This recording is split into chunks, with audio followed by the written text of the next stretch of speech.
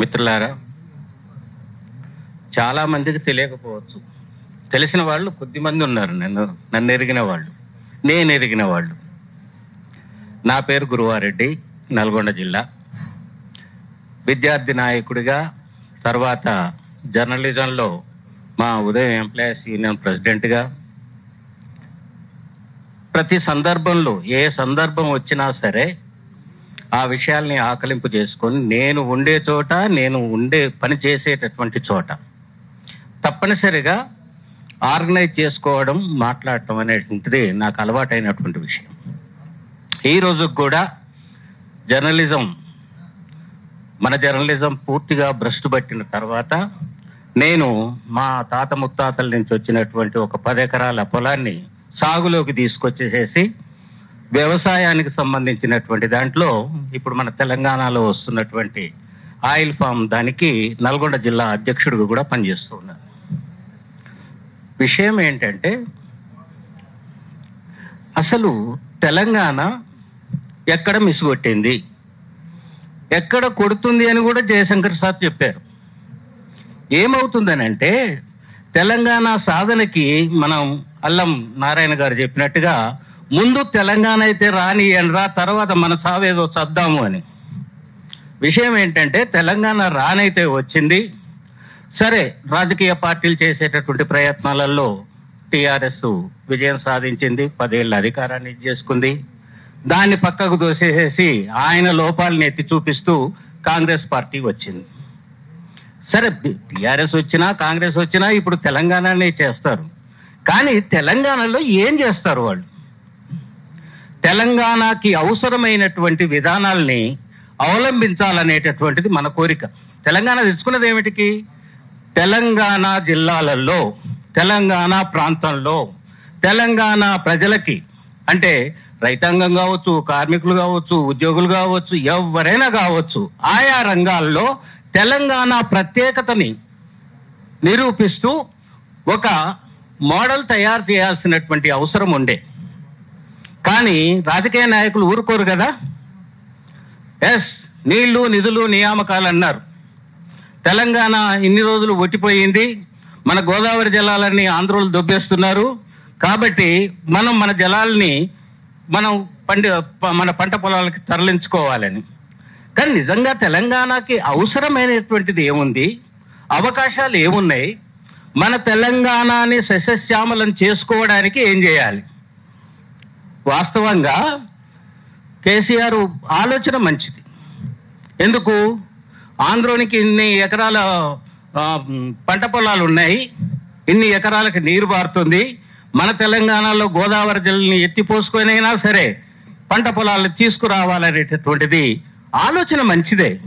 కానీ ఆ ఆలోచనే ఒక రాజకీయ పార్టీగా కాకుండా తెలంగాణ సమాజంగా తీసుకుంటే ఇంకా బాగుండేది. అందుకోసం ఏంటి, కాంగ్రెస్ పార్టీ వాళ్ళు వెంటబడ్డారు. ఏంటిది? కాళేశ్వరం ఇదేనంటే, కాళేశ్వరం ఇది అంత దండగా, శుద్ధ దండగా అని చెప్పేసి. అరే, కాళేశ్వరం చేసిండయ్యా, ఏదో చేసిండు, ఒక ప్రయత్నం.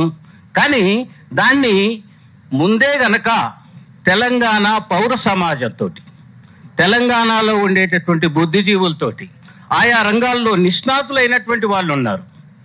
నీటిపారుదల కానీ, వ్యవసాయం కానీ, పరిశ్రమలు కానీ, ఇంకోటి ఏదైనా చెప్పండి, విద్యారంగం కానీ, వీటిల్లో ఆయా నిష్ణాతులతోటి తెలంగాణ సమాజంగా ఒక నిర్ణయం తీసుకొని, రాజకీయ పార్టీగా రాజకీయ అధికారం నీకే ఉంటుంది.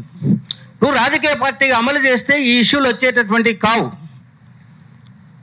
ఏదో చేశారు, ఇప్పుడు రాజకీయ లబ్ధి కోసమే కదా అక్కడ ఉండేటటువంటి గోదావరిలో నీళ్లు వృధాగా పోతున్నా సరే కన్నెపల్లి దాని నుంచి ఎత్తిపోసుకోవచ్చని బీఆర్ఎస్ అంటాడు, మేము ఎత్తిపోయామని కాంగ్రెస్ వాడు అంటాడు.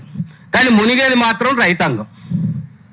ఏంటిది? అట్లా కాకుండా మనకి అవసరమైనటువంటి రీతిలో సరిదిద్దుకుంటే అది బాగుండేటటువంటిది. అలా కాకుండా అక్కడ మాగానైంది కాబట్టి ఈయన 1 కోటి ఎకరాల మాగాని అంటాడు. అసలు అక్కడ మాగాని వాళ్ళు దివాలా తీశారు. నువ్వు 1 కోటి ఎకరాల మాగాని చేయాల్సినటువంటి అవసరం లేదు. అది నిష్ణాతులైనటువంటి వాళ్ళు నీటిపారుదల రంగంలో ఇప్పుడు మన శ్యాంప్రసాద్ రెడ్డి గారు ఉన్నారు.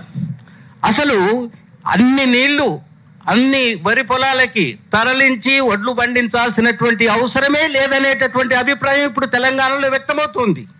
వ్యక్తం కావడం ఏంటి, ఇప్పుడు పండేటటువంటి వరిని కొనేటటువంటి దిక్కు లేదు. నిజంగానే సరి అయినటువంటి విధానంలో ఇంత మాగాణిని చేస్తే, ఇంత మెట్ట దీనికి ఉంచితే, ఇంత ఆరుతడి పంటలకు ఇస్తే, అలాంటి విధానాన్ని ఒకటి ఏర్పాటు చేస్తే ఈ సంక్షోభం వచ్చేటటువంటిది కాదు.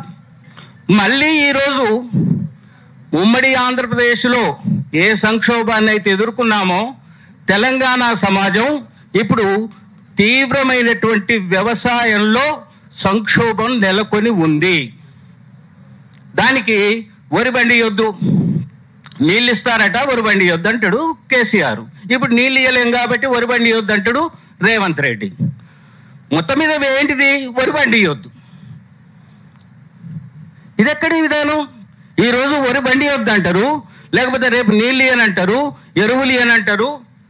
ఎరువుల్ని ప్రోత్సహించేటటువంటి పరిస్థితి లేదు కాబట్టి దానికో యాపన పెడతారు, అది ఎవడు ఉపయోగించలేడు, ఆ ఎరువులు దొరకవు. ఇప్పుడు వ్యవసాయం ఏం చేయాలి? ఒక రైతు అడిగాడు, అవును ఎల్నినో వచ్చింది, మరి మేము ఏం చేయాలి, మాకు ఆదాయం ఎక్కడిది అంటే రైతాంగానికి ప్రత్యామ్నాయ ఆదాయ మార్గాల్ని చూపించాల్సినటువంటి బాధ్యత ప్రభుత్వాందే కదా. అలాంటి ప్రత్యామ్నాయాల్ని కూడా ఏర్పాటు చేసుకునేటటువంటి సమాజం ఉండాలి. దాన్ని జయశంకర్ సారు పునర్నిర్మాణం అన్నారు. కొన్ని ప్రాంతాలలో కల్చరల్ రెవల్యూషన్ అంటారు. చైనాలో వచ్చినటువంటి విప్లవం తర్వాత కల్చరల్ రెవల్యూషన్ జరగాలని అక్కడ అధికారం చేపట్టినటువంటి పార్టీనే చేసింది. మరి ఒక దేశంలో భాగమైనటువంటి ఒక రాష్ట్రంలో అదివరకు జరిగినటువంటి నష్టం ఏంటి, మన ప్రాంతానికి కావలసినటువంటి అవసరం ఏంటి అని చెప్పేటటువంటి ఒక విధానం రూపొందాల్సినటువంటి అవసరం లేదా? కాబట్టి ఈ మధ్యలో మనం చాలా వింటున్నాం, తెలంగాణ వచ్చి కూడా దండిగే. విన్నారా లేదా? అంటున్నారు. ఎందుకు అంటున్నారు అంటే అది అనిపిస్తున్నారు కూడా. నిజమే, దానికి తగ్గటువంటి లక్షణాలు కూడా కనపడతా ఉన్నాయి. కానీ ఎట్లా వృధా అవుతుంది? వృధా కాదు. కానీ ఆ రకంగా మనల్ని ఇంకా ఏదో తెలంగాణ వచ్చి తప్పు చేసింది అనేటటువంటిది అది ఎప్పటికీ కాదు. తెలంగాణ తెచ్చుకోవడము కరెక్టే. తెలంగాణ వచ్చిన తర్వాత తెలంగాణ సమాజానికి అవసరమైనటువంటి పద్ధతుల్ని ఏర్పాటు చేసుకోకపోవడం, దానికి పౌర సమాజం, బుద్ధిజీవులు లేదా నిష్ణాతులు అయినటువంటి వాళ్ళు నోరు మూసుకొని ఉండడం. దీనికి ఎవడైనా మాట్లాడి ఇది కరెక్టే కానీ అని చెప్పే లోపే ఆ కాని కూడా పట్టించుకోడాడు. ఇది కరెక్ట్ అన్నాడు కదా వాడు బీఆర్ఎస్, ఇది కరెక్టే అన్నాడు కదా వీడు కాంగ్రెస్ అని చెప్పేసి వాళ్ళకు ముద్రలు వేస్తున్నారు. కానీ ఇవన్నీ కాదు కదా. పార్టీల ప్రయోజనాలు వేరు, వాళ్ళది అధికారం. కానీ మనది మన ప్రాంత రైతుల, ఇతర ప్రజల ప్రయోజనాలు ముఖ్యంగా కేంద్రంగా ఇది జరగాల్సినటువంటి అవసరం ఉంది. అలాంటిది జరుపుకోనట్లయితే తెలంగాణ సమాజం ఇంకా కొద్ది రోజుల్లో సంక్షోభంలోకి పోద్ది అని అంటే తెలంగాణకు సంబంధించినటువంటి పార్టీలు తెలంగాణకి కోసం త్యాగం చేసినటువంటి వాళ్ళ త్యాగాలన్నీ కూడా వృధా అయ్యేటటువంటి పరిస్థితి కూడా రావచ్చు.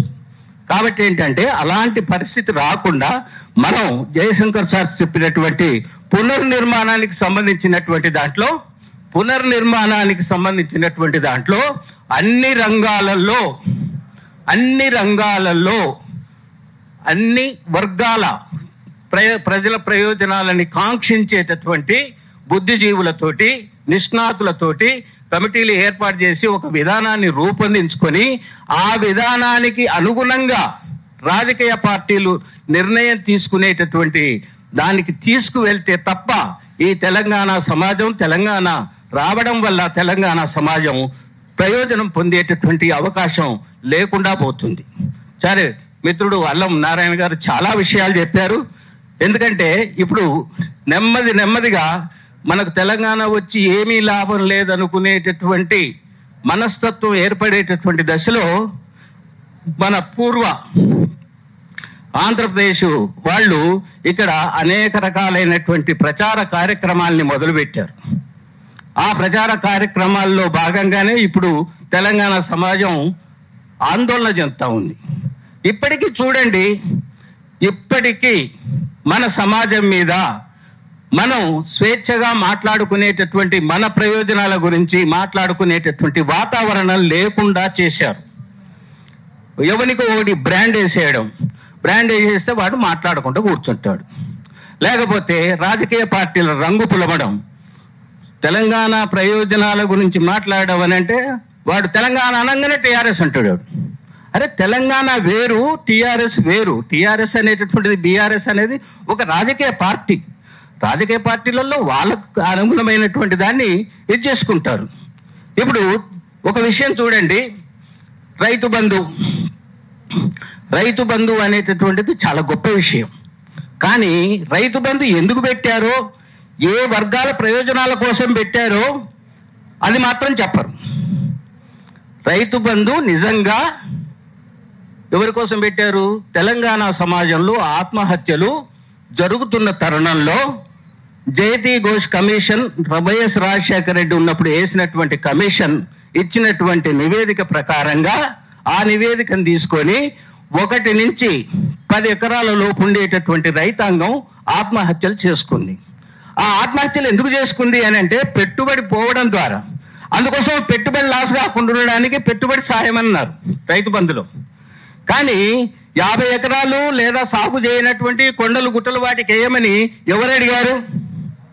వాళ్ళే కాదు, కాంగ్రెస్ పార్టీ వచ్చిన తర్వాత కూడా వీళ్ళు అన్ని జిల్లాలలో సమావేశాలు పెట్టారు. అన్ని జిల్లాలలో రైతులంతా ఏకగ్రీవంగా చెప్పినటువంటిది ఏంటంటే దీనికి ఏదైనా ఒక కట్ ఆఫ్ పెట్టండి అని. ఏం కట్ ఆఫ్ పెట్టాలి? ఏదో కారణం ఉండాలి కదా. ఎకరం, 2 ఎకరాలు, 10 ఎకరాలు చేసినటువంటి వాళ్ళు పెట్టుబడి తిరిగి రాక అది నష్టపోయి ఆత్మహత్యలు చేసుకున్నారనేది వాస్తవం. కానీ అట్లా కాదు, సాగు చేసే దానికి అందరికీ ఇస్తా అని చెప్పేసి రేవంత్ రెడ్డి ఎచ్చులు కొట్టాడు. ఏమైంది? ఇప్పటికి 3 సార్లు ఎగ్గొట్టాడు. మొన్న ఇచ్చినట్టు కూడా లేదు. అంటే ఆ రకంగా దాన్ని డైల్యూట్ చేస్తారు. డైల్యూట్ చేసేసి ఏంటంటే రైతు బంధు ఎందుకు అనవసరంగా ఇవ్వడం. అట్లాగే అనేక కార్యక్రమాల మీద ఇట్లాంటివే, పేదవాళ్ళకి అన్ని ఫ్రీగా ఇస్తున్నారు కాబట్టి ఎవడు పని చేయట్లేదని ప్రచారాలు మొదలుపెట్టారు. అసలు మనకి ఇచ్చేటటువంటి, పేదలకు ఇచ్చేటటువంటి సంక్షేమ కార్యక్రమాలు చేయాల్సిన దాంట్లో 10వ వంతు కూడా చేయట్లేదని నా అభిప్రాయం. కానీ దీనికే వ్యతిరేక ప్రచారాన్ని మనతోటి అనిపిస్తున్నారు. మన దగ్గర ఉండే మా రైతులు అంటున్నారు, ఎందుకన్నా వాడు ఆ పని చెప్పేస్తున్నారు, అట్లా పోయి 150 రూపాయలు 200 రూపాయలు తెచ్చుకుంటున్నారు, అసలు పనికి ఓడొస్తలేడు, అది రద్దు చేయాలి అని. తప్పు. అది మన నోటితోటి అనిపిస్తారు, కానీ దాని మూలం ఏంటో చెప్పరు. వాస్తవానికి వాళ్ళకి కనీసం బ్రతకడానికి అవసరమైనటువంటి దాన్ని చేశారు. దాన్ని ఎగ్గొట్టడానికి బీజేపీ ఇంకో ప్రయత్నం చేస్తూ ఉంది, అది వేరే విషయం. కానీ అది మన నోటితోటే అనిపించి మన కంట్లోనే పొడిపించేటటువంటి వాతావరణం తీసుకొస్తున్నారు. ఇలాంటి అన్ని విషయాల పట్ల తెలంగాణ సమాజం జాగరూకులై ఉండాలి. ఎవడు ఎందుకు ఏం చేస్తున్నాడో తెలవాలి. ఎందుకంటే వాని ప్రయోజనం కోసం చేస్తాడు. వాని ప్రయోజనంలో ఇతరుల ప్రయోజనాలు ఇమిడున్నా సరే వాని ప్రయోజనం నెరవేరాలి కాబట్టి అదంతా పోని. ఇప్పుడు ఫ్రీగా ఇస్తున్నారు, ఫ్రీ బిల్ ఎత్తేయాలని చెప్పేసి చదువుకున్న యువత అంతా కూడా అంటున్నారు. కానీ ఫ్రీ బిల్ ఎత్తేసేస్తే సమాజం ఏమైతుందో తెలుసా? మనకి ఇచ్చేటటువంటి ఫ్రీ బిల్ ఎంతో తెలుసా? పారిశ్రామిక వర్గాలకి ఎన్ని లక్షల కోట్ల రూపాయలు రద్దు చేస్తున్నారో తెలుసా? అది ఇచ్చేది కనపడదు, రద్దు చేస్తున్నారు కాబట్టి కనపడదు. కానీ ఇక్కడ రైతులకి లేదా పెన్షన్లు ఇస్తే, రైతు బంధులు ఇస్తే ఇవి పెద్ద ప్రచారంలోకి వస్తున్నాయి. కాబట్టి ఏంటంటే ఈ అన్నిటి విషయాల పట్ల మనం జాగరూకులై తెలంగాణ సమాజానికి అవసరమైనటువంటి అన్ని రంగాలలో ఒక ప్రత్యేకమైనటువంటి విధానాలని రూపొందించడం ద్వారా జయశంకర్ సారు కళలని మనం సాకారం చేయొచ్చు అని చెప్పేసి ముగిస్తున్నాను. Thank you sir. వ్యవసాయ రంగంలో అలాగే సామాజిక పెన్షన్ల రంగంలో వస్తున్న దుష్ప్రచారాన్ని బాధితులైన పేదలైన ప్రజల చేతనే వారి యొక్క ఫలితాలను సరైనవి కావని చెప్పించే ఒక దుర్మార్గమైన ప్రచార ప్రక్రియ జరుగుతుంది. నిజమే సార్ చెప్పినట్టుగా మనకు న్యాయంగా దక్కవలసిన వాటాలు, న్యాయంగా దక్కవలసిన బడ్జెట్, న్యాయంగా దక్కవలసిన పేదలకు ప్రపంచవ్యాప్తంగా అందజేస్తున్న పెన్షన్ లాంటి కనీస అవసరాలని కూడా ఫ్రీబీస్గా ప్రకటిస్తూ నేను ఒక విషయం మీకు గుర్తు చేయాలనుకుంటున్నా. గత 10-12 సంవత్సరాల్లో ఫ్రీబీస్ మీద విపరీతంగా ప్రచారం చేస్తూ వస్తున్న పార్టీలు ఆయా రాష్ట్రాల్లో అసెంబ్లీ ఎన్నికలు వచ్చే నాటికి కనివిని ఎరగని రీతిలో ఫ్రీబీస్ ఇవ్వడం, వాటికి పేరు మార్చి చెప్పడం, అట్లా ఉత్తర భారతదేశంలో అనేక రాష్ట్రాల అసెంబ్లీ ఎన్నికలను ఒంటి చేత్తో మార్చిన ఫ్రీబీస్ని వాడుకుంటూనే దక్షిణ భారతదేశంలో గత దశాబ్దాల కాలంగా ఈ ప్రజలకు అందజేస్తున్న కనీస మద్దతు, జీవన మద్దతుని వ్యతిరేకిస్తున్న ప్రచారాన్ని మనం తిప్పికొట్టాలి. ఈ దక్షిణ భారతదేశ, ఉత్తర భారతదేశ ఈ వైరుధ్యాన్ని, తర్వాత ఈ అసమానతల్ని, ఇక్కడ కూడా అస్తిత్వ సమస్య ఉన్నది, దీన్ని కూడా మనం ఇంకొక సందర్భంలో మాట్లాడుకుందాం. ఆ విషయం నుంచి అక్కడి నుంచి అది ప్రాకి మన ఊరికి వచ్చి, మన ఇంటికి వచ్చి, మన ముసలోళ్ళకి ఇస్తున్న పెన్షన్ కూడా ఫ్రీబీ కింద చెప్పి ఎందుకు ఇవ్వాలి అని. మీకు ఒక ఎగ్జాంపుల్ చెప్తాను. నేను 1998-2000 మధ్యలో అనుకుంటా తెలంగాణలో ఒక సీరియస్గా నక్సలైట్ మూవ్మెంట్ నడుస్తుంది. సమాజం అంతా కూడా నక్సలైట్ మూవ్మెంట్ తో ప్రభావితమై ఉన్నది. భయపడతారు జనాలు ఒకవేళ ఏదైనా ఒక అన్యాయం గురించి మాట్లాడాలంటే. అట్లాంటి వాతావరణ సమయంలో నేను ఒక వ్యాపారి దగ్గరికి వెళ్తే ఆయన ఏంటంటే రైతుల ధాన్యం కొనుక్కొని అర్తి వ్యాపారం చేసి అమ్ముతాడు. ఆయన ఏం చేస్తాడు, క్వింటాల్ మీద 100 రూపాయలు తీసుకొని అమ్ముతాడు. ప్రతిరోజు ఒక 1000 క్వింటాలు కొంటాడు, అమ్ముతాడు. అక్కడ ఒక కౌంటర్ మీద కూర్చొని, గద్దె మీద కూర్చొని చేసే వ్యాపారం అయినా ఒక రోజులో ఎంత వస్తుందో మీరే క్యాలిక్యులేట్ చేసుకొని ఒక 100 రూపాయల క్వింటాల్ తీసుకుంటే. ఆయన చెప్పే మాట ఏంటంటే రైతులకు ఈ మద్దతు ధర కూడా ఇవ్వడానికి అవసరం లేదు, వాళ్ళు ఏం కష్టపడతారు, విత్తనాలు పొలంలో వేసి ప్రభుత్వం ఫ్రీగా నీళ్ళు ఇస్తుంది, ప్రభుత్వమే ఫ్రీగా కరెంట్ ఇస్తుంది, ఇంకా డబ్బులు పెట్టి కొనాలా దాన్ని అని. మరి 6 నెలల పాటు వాళ్ళు ప్రతిరోజు పనిచేసినందుకు వాళ్ళకు ఉపాధి కూలో ఎవరిస్తారు? దానికి కదా కట్టాల్సింది ధర.